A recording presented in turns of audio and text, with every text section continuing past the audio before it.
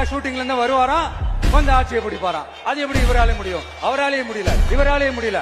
அவருக்கு அத்தனை வருஷம் ஆச்சு, இவராலே எப்படி முடியும்? ஒரு பக்கம் இந்த மார்க்கெட் போனதுக்கு அப்புறம், ரிட்டையர் ஆனதுக்கு அப்புறம் அடைக்கலம் தேடி அரசியலுக்கு வரல,